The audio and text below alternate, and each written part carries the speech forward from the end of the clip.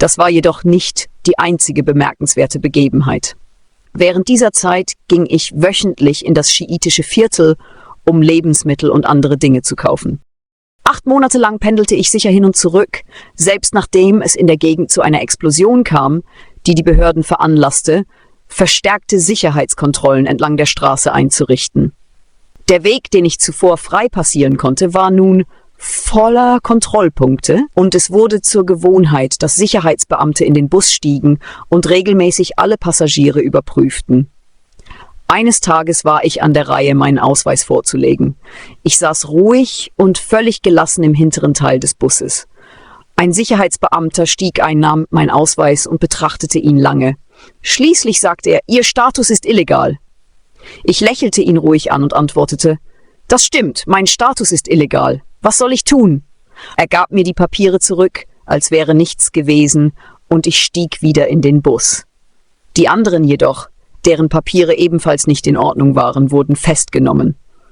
In diesem Moment fühlte ich mich wie in einer komödiantischen Szene, in der die ganze Welt verschworen schien, um mir zu helfen, während ich nur ein einfacher Mensch war, der ruhig und furchtlos blieb. Ich dachte darüber nach, wenn die Umstände in meiner Kontrolle gewesen wären, alles von Anfang an zusammengebrochen wäre. Doch Gott sei Dank, ich vertraute auf ihn und er war überall bei mir. Hätte ich Panik gezeigt, wäre ich verdächtig geworden und alles wäre zerbrochen. Aber meine Nerven waren so kalt wie ein alter Kühlschrank mitten in der Wüste. Ich setzte meine Reisen in das Viertel fort, als wäre es ein routinemäßiger Ausflug. Kein einziges Mal erlaubte ich mir zu sagen, Gut, ich werde nicht gehen, aus Angst vor der Sicherheitskontrolle. Nein, die Optionen waren für mich so klar wie Sonnenlicht. Entweder stelle ich mich der Angst oder ich lebe mein Leben, als hätte ich Angst vor meinem eigenen Schatten. Sehen Sie, wie Gott Sie aus Schwierigkeiten rettet, wenn er weiß, dass das Gute darin liegt, Sie aus ihnen zu befreien. Das bedeutet nicht, dass ich ein perfekter Gläubiger bin, aber ich habe auf Gott vertraut und alles in meiner Macht Stehende getan. Der Hotelbesitzer, der wie ein Schutzengel wirkte, konnte nicht ruhen, bis er meinen rechtlichen Status geklärt hatte. Er verfügte über ein großes Netzwerk an Kontakten und kümmerte sich um mich, als wäre ich ein Mitglied seiner Familie. Er brachte mich zur Polizeistation, um eine Lösung zu finden. Dort sagte mir ein Beamter, wir können Ihnen etwas Ähnliches wie eine Aufenthaltserlaubnis geben, aber wir benötigen Personalausweis. Mit festem Vertrauen übergab ich meinen Ausweis, doch das Problem war, dass er an einer Ecke leicht beschädigt war. Etwas, das mir nicht aufgefallen war, bis der Polizist es bemerkte. Der Polizist schaute sich den Ausweis an und sagte mit einem bedauernden Ton, Entweder Sie beantragen einen neuen Ausweis oder Sie bringen uns eine Geburtsurkunde aus dem syrischen Standesamt. Ich lächelte ironisch und entgegnete, Ich bin aus Syrien geflohen und Sie erwarten, dass ich dorthin zurückgehe, um Unterlagen zu besorgen? Das ist unmöglich. Keine Kontakte oder Vermittlungen konnten helfen und es schien, als sei alles darauf ausgelegt, mich in diesem komplizierten Kreislauf festzuhalten. Ich verließ die Polizeistation, staunte über Gottes Größe und dachte darüber nach, wie der beschädigte Ausweis all die Jahre übersehen wurde, während ich sowohl in Syrien als auch im Libanon Kontrollpunkte so problemlos passierte, als wäre ich ein Tourist mit grenzenloser Bewegungsfreiheit. Immer wieder war ich Kontrollpunkten ausgesetzt, an denen Sicherheitskräfte mit hochmodernen Geräten wie Funkgeräten und Computern ausgestattet waren. Eigentlich hätten sie mich beim ersten Versuch entlarven müssen. Doch erstaunlicherweise schienen sie mich entweder als unsichtbar wahrzunehmen oder mich schlicht nicht in ihren Datenbanken zu finden. Sie warfen einen Blick auf den Ausweis, gaben ihn zurück und signalisierten mir mit einer Geste, fahren Sie fort. Gott schützt uns, solange dieser Schutz gut für unsere Persönlichkeit ist. Und er deckt unsere Schwächen auf, wenn es zu unserem Besten ist. Jede Herausforderung zwingt uns, nach Lösungen zu suchen, wodurch wir neue Fähigkeiten entwickeln und wachsen. Zu dieser Zeit schlug mir einer meiner Schüler vor, nach Türkei zu reisen. Er bot an, mir bei der Arbeitssuche dort zu helfen und erklärte, dass die Situation in der Türkei besser sei und dass die Menschen dort meinen religiösen Überzeugungen näher stünden. Es schien eine willkommene Umgebung zu sein, fern von der sektiererischen Spaltung und den schmerzhaften Erfahrungen, die ich im Libanon gemacht hatte.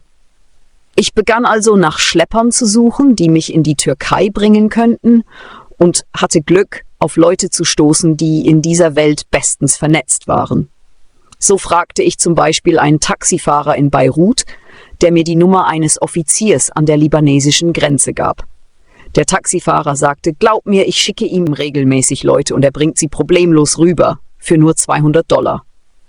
Ich hatte eine beträchtliche Menge an Dollar bei mir und dachte, das ist einfach. Mit $200 komme ich nach Syrien, ein paar hundert mehr für die Türkei und mein Traum, den Libanon zu verlassen, ist wahr geworden. Doch, mein Freund, jede einzelne meiner Versuche scheiterte, als ob das Schicksal selbst darauf bedacht war, meine Pläne zu durchkreuzen. Jedes Mal, wenn ich mit einem Offizier sprach, hörte ich Sätze wie, Mann, du hast wirklich Pech. Jeden Tag bringe ich Leute rüber und genau heute, wo ich dich schmuggeln will, gibt es Kontrollen. In solchen Momenten hatte ich das Gefühl, dass die ganze Welt sich verschworen hatte, mich im Libanon festzuhalten. Ich wandte mich an die Hisbollah und erhielt eine klare Antwort. Das ist derzeit unmöglich. Dann kontaktierte ich die Gruppen aus der Region Asal, die erbitterten Gegner der Hisbollah, und sie antworteten mit derselben kalten Gelassenheit. Lieber Freund, die Umstände sind derzeit nicht zu deinen Gunsten. So fand ich mich zwischen Gruppen wieder, die mir helfen wollten, aber nichts in Bewegung setzen konnten. Es war, als hätte das gesamte Universum beschlossen, mich auf den Straßen von Beirut festzuhalten. Ich zahlte weiterhin die Hotelkosten und die steigenden Lebenshaltungskosten, während ich keine Arbeit fand, um meinen Lebensunterhalt im Libanon zu bestreiten. Mein Bruder schickte mir monatlich $1.000, reduzierte den Betrag jedoch in den letzten Monaten auf $600, da sein Geschäft zu scheitern begann und er versuchte, auf einfachere Handelsgeschäfte umzusteigen. Die Situation wurde allmählich zu einem kosmischen Witz. Jeder konnte scheinbar problemlos aus dem Libanon ein- und ausreisen, aber all meine Versuche scheiterten kläglich. Es fehlte nur noch ein großes Schild um meinen Hals, auf dem stand, im Libanon auf göttliche Anordnung festgehalten. Am erstaunlichsten war, dass ich über genügend Geld verfügte. Mein Schüler aus der Türkei hatte mir eine gute Summe überwiesen und auch die Schleuserdienste zugänglich waren. Alles hätte innerhalb von 2 bis 3 Tagen erledigt sein können. Doch ich blieb 4 oder 5 Monate in den Mauern Beiruts gefangen. Die höchsten Beträge, die für eine Schleusung gezahlt wurden, lagen bei $3.000.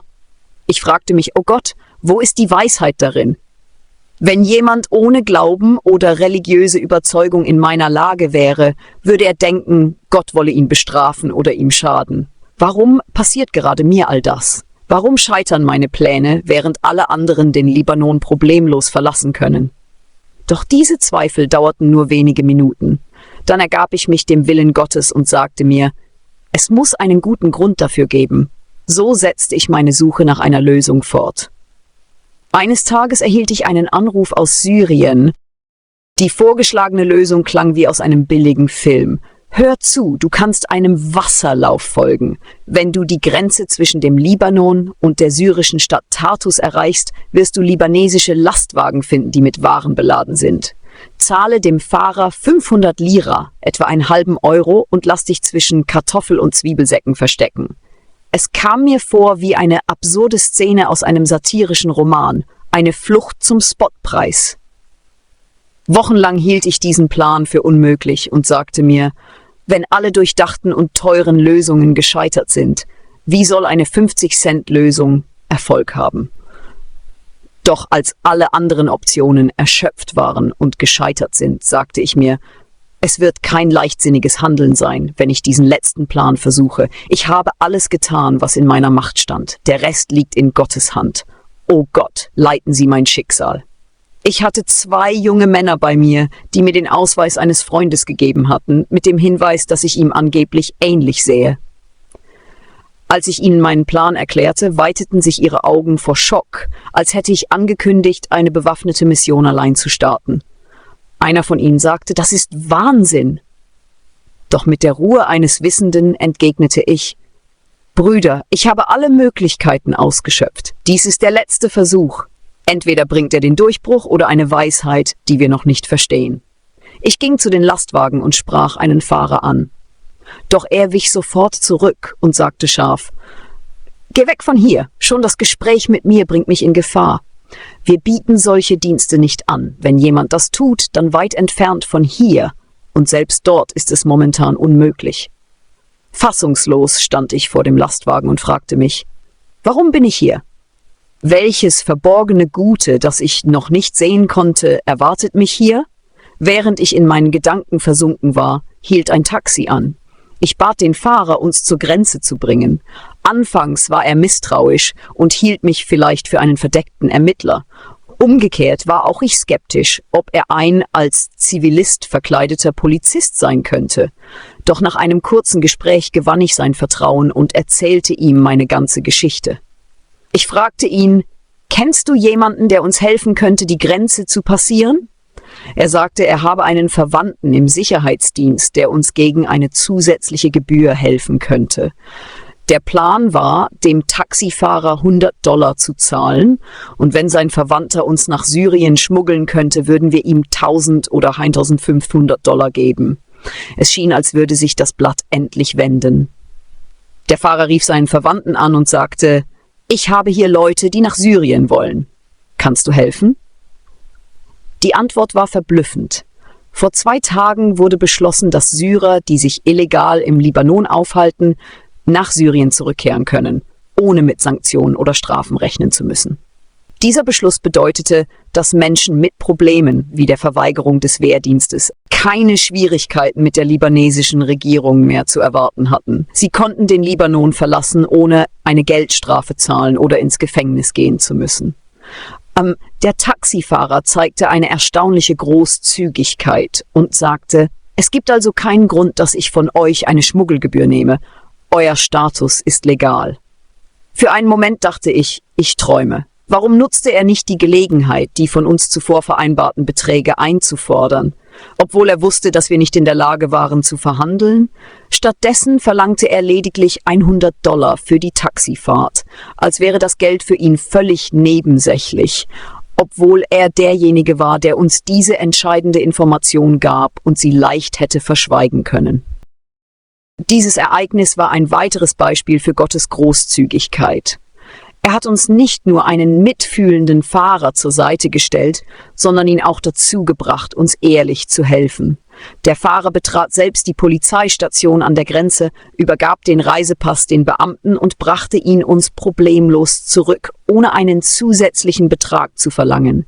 Dabei hätte er uns leicht täuschen können unter dem Vorwand besonderer Maßnahmen. Stattdessen sagte er einfach: »Ihre Angelegenheiten sind in Ordnung.« In diesem Moment schien mir alles wie ein Geschenk des Himmels, und ich dachte bei mir: »Gepriesen seien Sie, mein Herr. Sie haben mich all die Zeit warten und meine Ausreiseversuche scheitern lassen, weil Sie wussten, dass diese Entscheidung gefällt werden würde. So habe ich $3.000 gespart und nur $100 ausgegeben. Wie großzügig sind Sie?« Die Lektion lag jedoch nicht nur in der finanziellen Ersparnis. Vielleicht gab es damals in der Türkei Gefahren, vor denen mich dieser Verzögerung bewahrt hat.